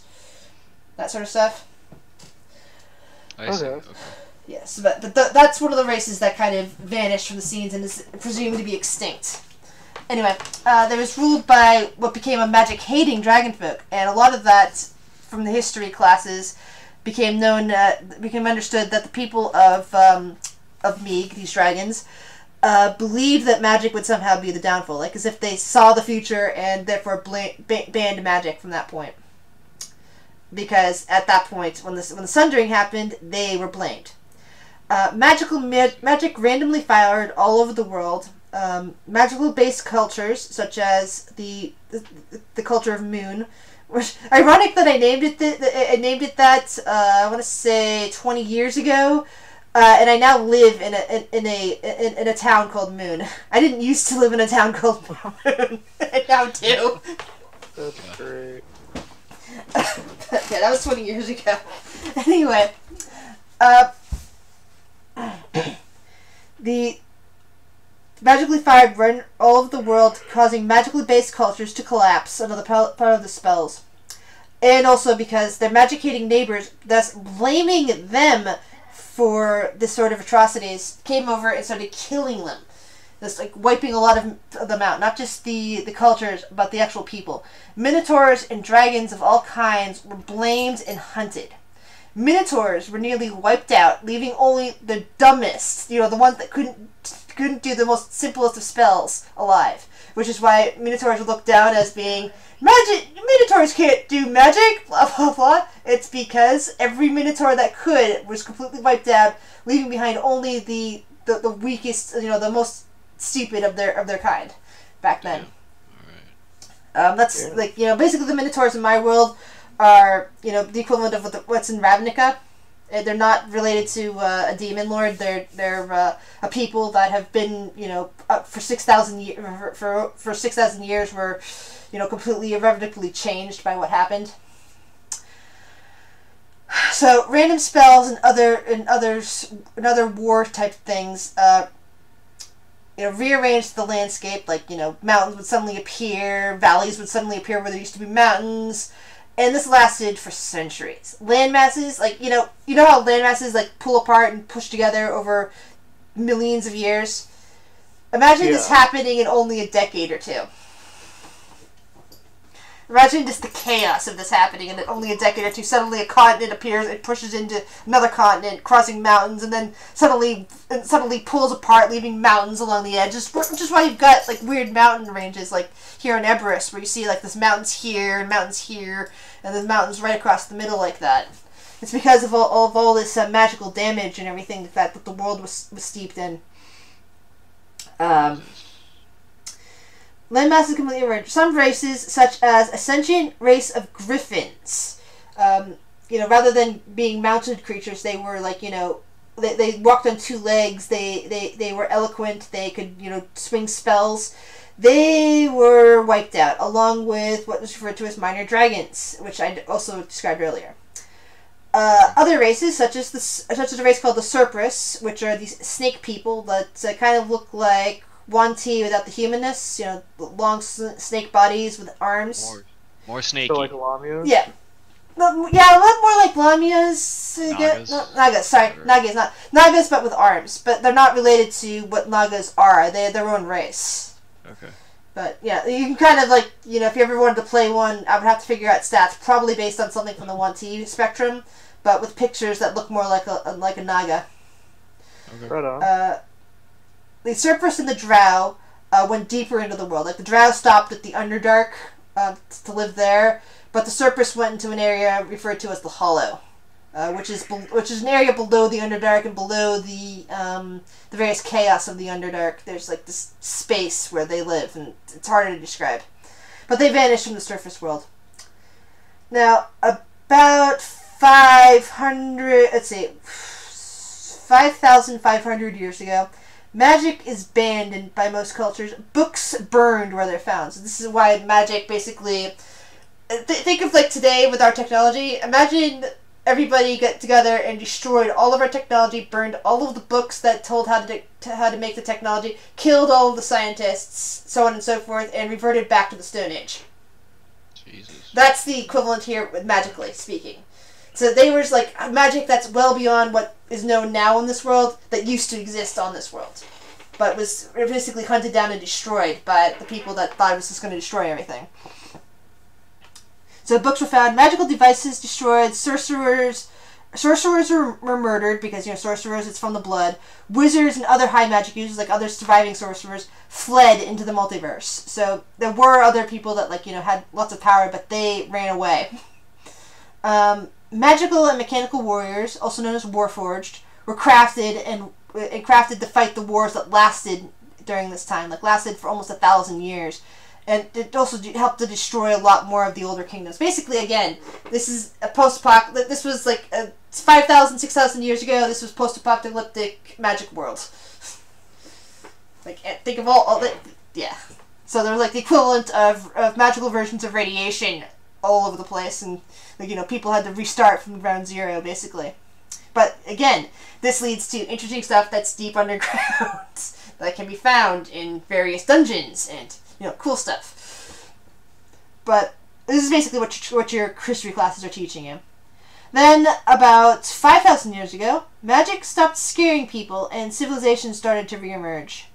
A major culture formed at the root by humans and lizard folk, surrounding the worship of the goddess Luz, under the idea that she was the divine light. Took charge to build roads and start trade routes all over Eberus and Milim. The continent to the north is named Milim, not Meeg. Sorry, Meeg. It was the civilization that used to run all over Milim. Again, all these names, sometimes I mix them up, so my bad. Minotaurs at that point are used as slave labor to build and fight in elaborate arenas. This is also about the time that I mentioned to Ithan that the Divine Light gave tasks to its followers here in this section of the world to build 4 temples, one of which is in the Azami Desert, which later became the city-state of Ithan. There's one also for fire that's supposed to be in the mountains somewhere in Milim. Oh, sorry. No, the one for fire is there. It was there in Ithan. That's now collapsed. There's one supposedly in the mountains somewhere, of the mountains of Milim somewhere for air. One in the far east forests. Another continent that I've forgotten to name for earth, and a distant island to the west for water. And at this point, that's when the world stopped rearranging itself. The people that worship the Divine Light believe that they did this, that, the worship did this.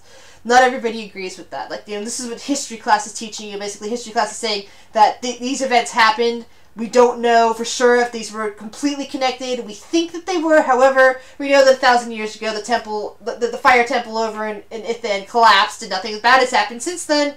So maybe nothing. So maybe they're not actually related to each other after all. And basically leaves it open-ended for the students to figure that out for themselves. If they want to study more, maybe they'll go into religious or more history.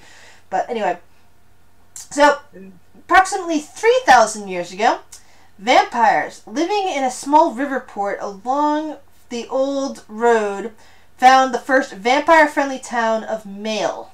Let me write that down for you guys. The vampire-friendly town of Mail, where they started living openly and protected their chattel from gnolls and orcs in the area. At that point, gnolls were all over this region. They weren't simply over here. They were scattered all over the place, and orcs were over here. They were everywhere. So, orcs and gnolls were, the major threats in that area. At this point, let's see, a little over 2,000 years ago, a country called Zaladin was founded about here on the map. The Drow, not long after that, cut off the pass to the Kolar Mountains, cutting off the southern region from the rest of Elberus, which is where Kolar used to... this area here used to be Kolar, and this area here now is Kolar. That'll be mentioned in a minute. Cutting off the southern region from the rest of Eberus. Milim and Meeg... Oh. sorry, that should be Meeg and Melon. I keep writing this down wrong in my paperwork. Leaves Erebus completely at this point. Other things listed in history class, but I don't have in my notes for some reason, but I remember them, is that there was a rebellion of slaves around 3,000 years ago, focused here in a little port town called Tuala. And basically what happened is that they were built, the people from Meeg, the country of Meeg, was essentially like the Romans. So they were coming in, they colonizing, conquering, and building roads everywhere. And bringing their worship, their everything with them. So they brought the worship of Rus as the divine light all over the place and built shrines and temples. So they started trying to mine this volcanic mountain over here, only to discover there was a red dragon in residence. Now, the red dragon was a little odd. And she decided that, hey, she looked at the slaves and basically said, hey, if you guys need some help, you guys can serve me and I can kill your oppressors. And then all you have to do is promise not to hurt what I've already got serving me here, and we can do a little trading. Like, you guys can go and collect that, then maybe I'll give you this and this. Eventually, that red dragon apparently took control of the entire port of Tuala, along with the former slaves of the Meeg Empire. And basically that cut off Meeg from this entire region, and they just abandoned it. All of their old outposts, basically all the old Roman the equivalent of Roman forts, all the way down here through Kolar and other places, just was completely abandoned without support, so they kind of, fell apart. But she formed that up, and eventually, building up the town into a city, that's when, let's see, about 2,000 years ago, the port city of Tuala and the vampire city of Mael formed an arrangement. And this was... Okay, I'm getting a little ahead of myself. Very sorry. So, yeah. Sorry, I have to scroll down to that. Yeah. Yeah. So, Kolar was founded eventually, which, was originally over here. But I'll get to that. Then, just over 2,000 years ago, living vampires suddenly started turning up because the undead vampires have been living in such concentration for a while that they mutated it, that they basically kind of, you ever seen the movie or read the comic books for Blade? Or know the story at all? Yeah. Well, yeah, where it's they were kind of living biological vampires anyway, but in this case, we're taking, and splitting the hairs here, not the hair, sorry, I'm splicing these things together and basically saying, okay, so, eventually, just a bite won't turn somebody in the D&D setting, but eventually, the undead vampires were, living high, they'd be drinking whatever blood they wanted, so there would be some various vampires who would have a fondness for drinking the blood of pregnant women. Which eventually led to mutations, say a pregnant woman on the verge of giving birth dies, both the magic and mutation happen, and her child, rather than becoming a half vampire at that point, because those don't quite work in D&D setting, becomes a living vampire instead. So they have a lot of the stats of a master vampire, except that they are alive, and I think I mentioned that earlier. But that would be basically how it happened. That they basically did something bad, or they decided they liked it, and they kept it going, and things happened because of it. But basically that's the history lessons that you'd be learning. Living vampires became a reality, and they officially found the country of Amlaran while uniting with the port town of Tuala, which is up here. Basically the two systems became an agreement, and it formed Amlaran itself, under the rule of the vampire aristocracy. Just a little after that time, this country over here, Hellspring, which was founded by formerly enslaved Minotaur, came to life. They came over here, they spread out, but a bunch of Minotaur came all the way over here and started kicking the asses of the humans and the dwarves who were living in the area and saying, hey, we don't want to be slaves, you're going to be slaves now. You're going to work for us. And that's a whole nother story. You probably wouldn't be learning too much of the history of Hellspring while living in an area near Amlaran. So, that's a more interesting story for playing the game Skeleton Army. Anyway. Gotcha. What's the space between Chitral and Emlar? That's kind of like an open area. I don't think there's any official country in there. I think there's like, probably like farms and homesteads. Like small villages where people can live but don't have protection from any, like, system of government, no states to protect them. They basically are like, free living people who just kind of like, the standard fare that you run into anytime you're wandering around outside of a country in D&D. So, like, you'd have, like, a fishing village here, a farming village there, but nothing big enough to be considered a town or a city.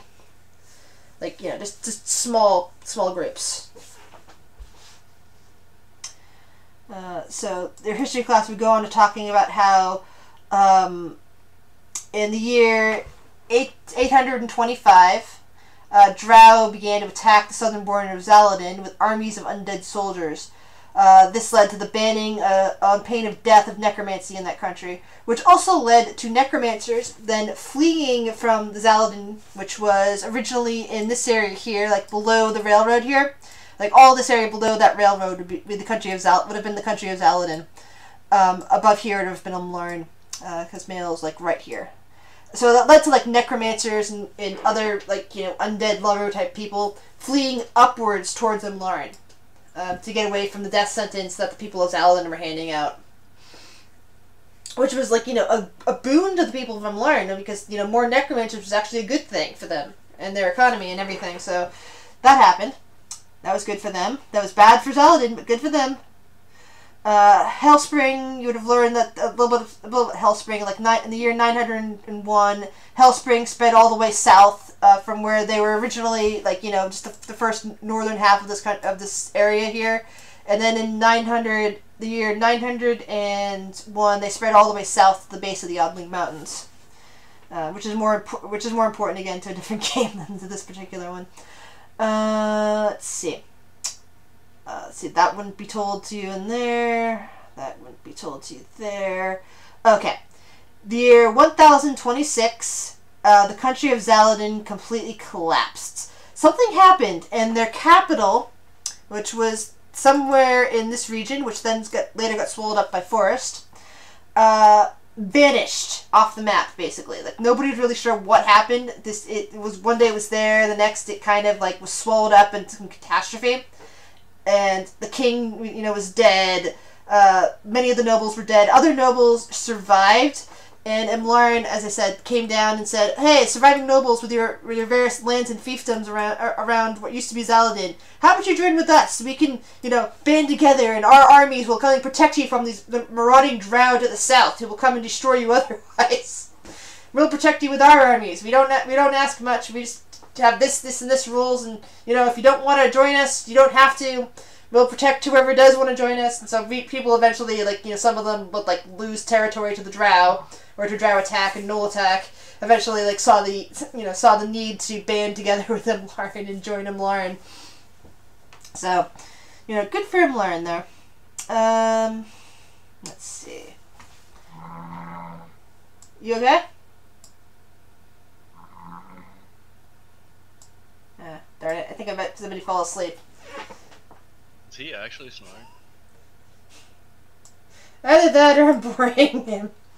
Which is too bad. But yeah, this is basically just history lessons, which may or may not come into play in the game. It's hard to tell just by looking at my list what's important to you guys' understanding of the storyline, or what won't be.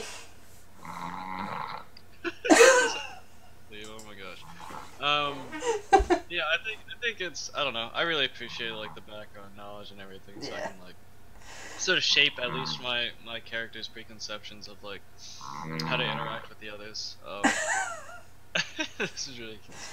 Yeah, I basically keep all these timeline notes because it tells me, like, where is an appropriate place for a old, like, dungeon, castle, temple, what's the culture there, what's going on there, what would your characters already know, and here's a list of things that your character would be taught in school because of that, and maybe you'll just remember, maybe they'll have to prompt you later. It's like, instead of having to say, okay, what's my history check, every time, instead of going, oh yeah, I remember that from the backstory, my character knows this. But of course, you know, if I know your character should know this because of that, I'll just basically say, roll an intelligence check. Because that's, to me, when I'm saying roll an intelligence check, that means I'm prompting you about something that I think your character knows because we went over it in the game already somewhere. But if your character doesn't remember, they don't remember. But that's basically my style. And I think at this point... This is kind of ridiculous. I can't deal with this. But yeah, I'm really hoping we do get a session 1 because that sounds like, you know, interesting even if it's just 2 people so far. Well, 3 because Quentin will show up. Quentin's always reliable at that. Okay, then yeah, I'm looking forward to session 1. And then so are we gonna start session 1 at like the end of our 4 years? Yep, it'll be at the end of your 4 years. You'll be like, you know, making friends. It looks like you guys are already making fast friends with Celeste, maybe with Riley. Probably not so much with Reno. Reno's kind of he's one of my douchier characters. Let's just leave it at that. Got it. All right. So we'll be like looking at like graduating from this high school. Yeah. Okay. And you'll probably at least know the names at that point of the other NPCs who you didn't meet just because you'd be sharing classes with them. I gotta mute him. I can't deal with this. Anyways. Yeah, muted as well because it's on a stream. But anyway, yeah. So yeah. Yeah. All right. I mean, yeah, that all works for me. I'm looking forward to the next session, and then... Yeah, I'm looking forward to that too. It's like, basically, the way I'm going to play it is that I don't like to overdo it with NPCs, because that's a terrible thing to do. I mean, Out of the Abyss does that. Out of the Abyss gives you tons of NPCs and gets you positive about them, and like that's why it led me to, this is going to be the perfect session 0. It's like, you know, you guys are in school, this is how you guys meet these NPCs, and you don't have to take them, any of them, actually, you're probably going to take like one of them with you, and if it starts off with just 3 of you, I'm probably going to, like, you know, send 2 or 3 of them with you at first, and then try to pick up actual players, and then send the NPCs back, and maybe just 1 as your main contact. Okay, yeah, because here's basically how it goes. My main plan for it to go, actually, let me turn off the stream because this isn't relative to anybody who's going to be listening on